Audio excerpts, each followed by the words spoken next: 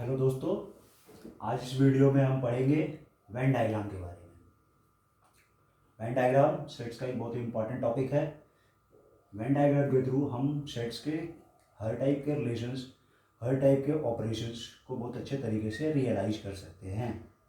So what is a Venn diagram? Let us define what Venn diagram. Venn diagram is a pictorial representation of various relations of sets. कहने का मतलब है कि Venn diagram एक ऐसा diagram है जिसमें हम सेट्स के हम जितने भी ऑपरेशंस होते हैं या जो भी रिलेशन सेट्स में हम पढ़ते हैं उन सभी चीज़ों को बहुत अच्छे तरीके से रियलाइज कर सकते हैं। ठीक है। सो वेन डायग्राम में हम कुछ प्रॉपर एक टर्मिनोलॉजी उसे हम याद कर लेते हैं, उसे समझ लेते हैं हम कि जब भी कोई यूनिवर्सल सेट होगा तो हम उस यूनिवर्सल सेट को हमेशा एक रेक्टेंगल से रिप्रेजेंट करेंगे। ठीक है। एंड उसके अलावा कोई और दूसरे अगर हमारा सेट है तो हम उनको किससे जनरली रिप्रेजेंट करते हैं? किसी भी क्लोज कर्व से कर सकते हैं, लेकिन जनरली हम यूज क्या करते हैं? सर्कल्स यूज करते हैं। ठीक है। So Venn diagram is a pictorial representation. चलिए हम लोग समझते हैं अलग अलग टाइप के रिलेशंस को कैसे हम वेन डायग्राम के थ्रू रियलाइज कर सकते हैं। यहाँ पे इस पर्टिकुलर वीडियो में मैं आपको बताने जा रहा हूँ कि ए यूनियन बी क्या है, ए इंटरसेक्शन बी को हम कैसे देखते हैं, ए माइनस बी हमारा क्या होता है, बी माइनस ए हमारा क्या होता है, ए कॉम्प्लीमेंट क्या है, बी कॉम्प्लीमेंट क्या है। इन सभी को हम वेन डायग्राम के थ्रू एक एक वन बाय वन करके समझने की कोशिश करेंगे। ठीक है। उससे पहले थोड़ा सा समझते हैं, हमने सबसेट के बारे में थोड़ा सा बताया है। Let us imagine we have three sets. The universal set U that is equal to 1 2 3 4 up to 10। मतलब यूनिवर्सल सेट में हमारे पास 10 एलिमेंट है जो कि नेचुरल नंबर्स हैं। सेट A में हमारे पास कुछ एलिमेंट्स है दैट इज 2 4 6 8 10। सेट B में हमारे पास कुछ एलिमेंट है 2 4 6। तो हम इसको वेन डायग्राम में रिप्रेजेंट कैसे करेंगे? सबसे पहली चीज़ तो हमें ये सीखनी है। ठीक है। तो वेन डायग्राम में इसे कैसे रिप्रेजेंट करेंगे? तो जैसे कि मैंने बताया कि वेन डायग्राम में जो रेक्टेंगुलर पार्ट होता है वो हमारा यूनिवर्सल सेट होता है। तो यूनिवर्सल सेट के अंदर में हमारे सारे एलिमेंट्स आने चाहिए 1 2 3 4 अप टू 10। तो हमने क्या किया? एक रेक्टेंगल बना लिया, हम इसके अंदर अपने सारे एलिमेंट्स पुट करेंगे। ठीक है। तो अभी एलिमेंट्स पुट नहीं करते हैं ना। सेट ए को किससे रिप्रेजेंट करना है मुझे? तो हमें पता है कि हम बाकी किसी भी टाइप के सेट्स को उसके एक सर्कल से रिप्रेजेंट करते हैं। सो सेट ए के लिए हमने एक सर्कल बनाया और सेट बी के लिए हमने एक सर्कल बनाया। अब यहाँ पे देखने वाली बात यह है कि हमने सेट ए के अंदर में ही सेट बी को क्यों बनाया है। तो अगर हम इनके एलिमेंट्स को बहुत ध्यान से देखेंगे तो हमें समझ में आती है कि बी के सारे एलिमेंट्स 2 4 6 ये सारे एलिमेंट्स सेट ए में हैं। 2 4 6। और जब भी ऐसा होता है तो हम क्या बोलते हैं कि this set is a subset of this set. Okay. तो यहाँ पे हमने क्या लिखा? B is a subset of set A। इसलिए B हमारा क्या है? सेट A के अंदर बना हुआ है। जैसे कि हमको पता है कि कोई भी सेट यूनिवर्सल सेट का हमेशा सबसेट होता है, तो हम हमेशा हर सर्कल को, जितने भी डिफरेंट सेट्स होते हैं उनको किसके अंदर रिप्रेजेंट करते हैं? तो हम ऑलवेज को किसके अंदर रिप्रेजेंट करते हैं? तो एक रेक्टेंगल के अंदर रिप्रेजेंट करते हैं। ओके। सो सबसेट्स को किसके कैसे रिप्रेजेंट किया जाता है? किसी भी सेट के अंदर में अगर हमने एक दूसरा सेट बना दिया जो उसका सबसेट है तो हम सिर्फ ये चीज़ आराम से बोल सकते हैं, कोई इशू नहीं होनी चाहिए। So B is a subset of A, similarly B is a subset of U, similarly A is a subset of U. और you can realise over here B जो है हमारा वो ए के अंदर बना हुआ है, तो हम क्या बोल सकते हैं? B is a subset of A. B जो है हमारा वो सेट यू के अंदर भी बना हुआ है, तो हम क्या बोल सकते हैं? B is a subset of U. So B is a subset of A and B is a subset of U.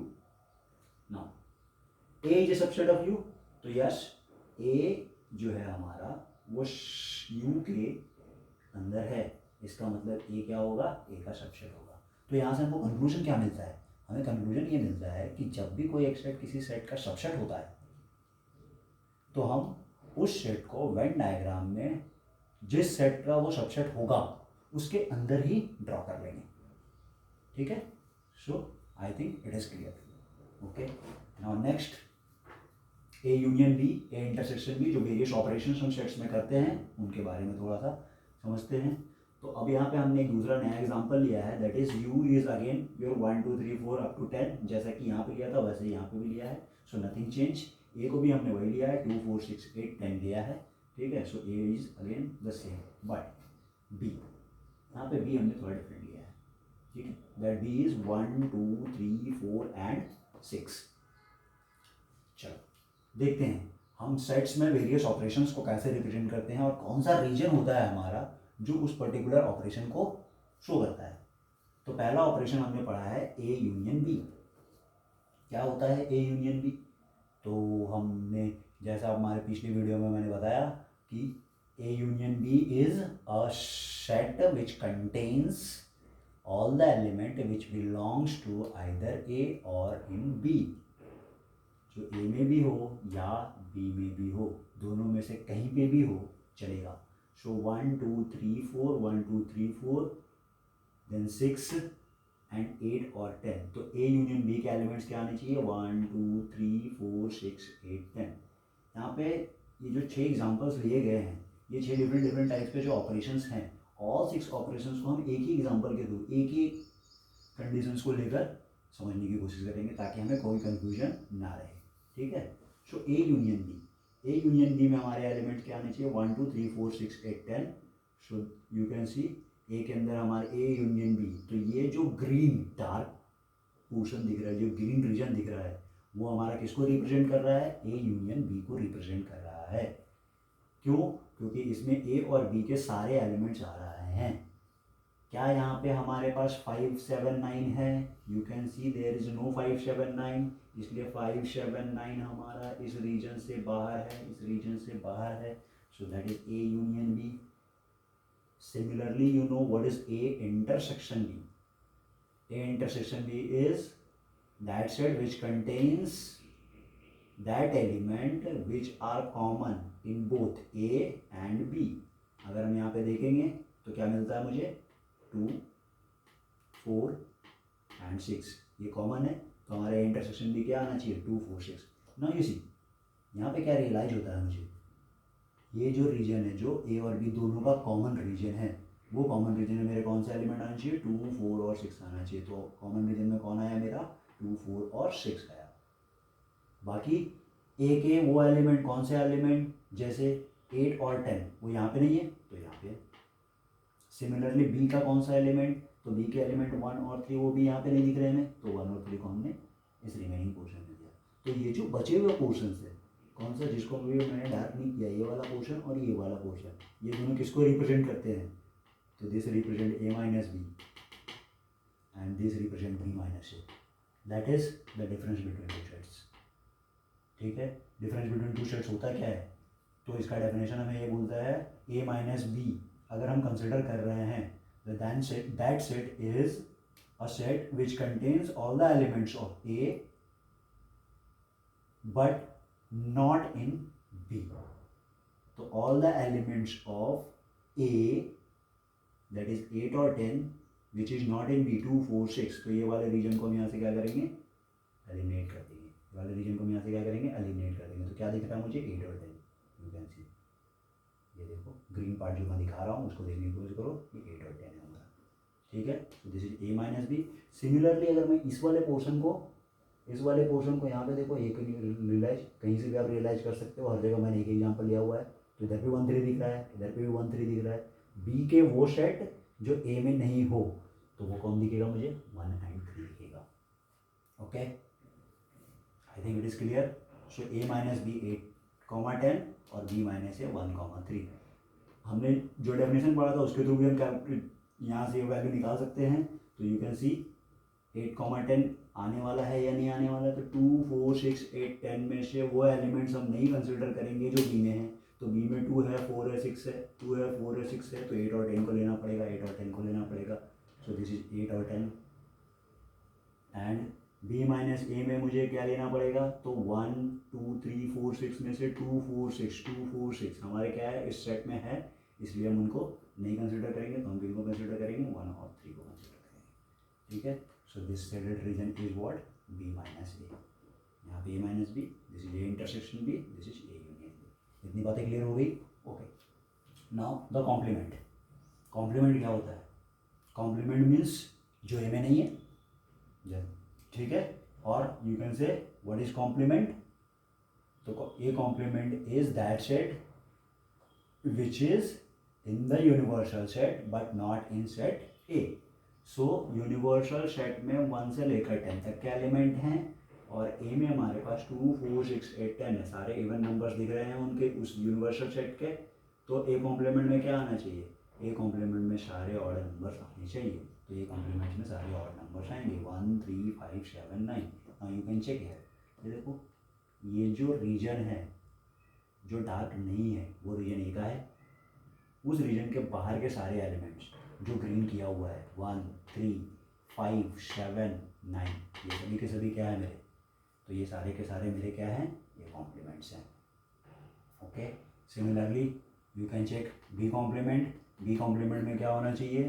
तो बी कॉम्प्लीमेंट में वो एलिमेंट आने चाहिए जो बी में नहीं है लेकिन यूनिवर्सल सेट में है। तो बी कॉम्प्लीमेंट में क्या होगा? हमारे 1, 2, 3, 4, 6 ये नहीं आने चाहिए। कौन कौन आएगा? तो 5, 7, 8, 9, 10। 5, 7, 8, 9, 10। ठीक है, तो हमने यहाँ पे जो ग्रीन रीजन शो किया है, that green region represents the corresponding operations on the sets. Now एक बहुत ही इम्पॉर्टेंट कंक्लूजन पे हम यहाँ पे फिर से आ जाते हैं, वो देखते हैं हम लोग। You can see this portion and this portion, इनको 3 अलग अलग पार्ट्स में देखो। 1 दिस, दूसरा ये और तीसरा ये। इन तीनों को अगर हमने आपस में मर्ज कर दिया या उनका यूनियन हमने ले लिया तो क्या मिलता है मुझे? ये वाला सेट मिलता है, that means A union B. So we can say that the union of A minus B, this is A intersection B, this is B minus A, is equal to this complete portion and that is A union B. So A union B is equal to A minus B union A intersection B union B minus A. I hope आपको हर चीज़ें अच्छे से समझ में आई होगी। अगर आपको ये वीडियो पसंद आया तो आप इसे लाइक करें और चैनल को सब्सक्राइब कर लें।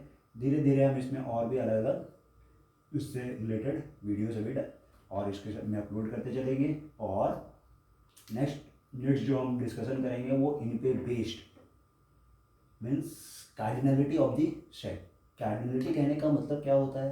तो कार्डिनलिटी कहने का मतलब होता है कि number of elements in any set is called cardinality of that set. मतलब किसी भी सेट में जितने एलिमेंट्स होते हैं हम उसको उसकी कार्डिनलिटी बोलते हैं। ठीक है, तो उन पे कैसे हम फॉर्मूलेज बनाते हैं, कुछ फॉर्मूलेज के बारे में हम जानते हैं। वो फॉर्मूलेज कैसे बनाए जाते हैं, वो फॉर्मूलेज किस तरीके से हम यहाँ से रियलाइज करके डायरेक्टली लिख सकते हैं, और बिना फॉर्मूले के यूज़ करके भी हम कैसे प्रॉब्लम्स को सॉल्व करते हैं, ये हम आपको नेक्स्ट वीडियो में बताएंगे। Thank you.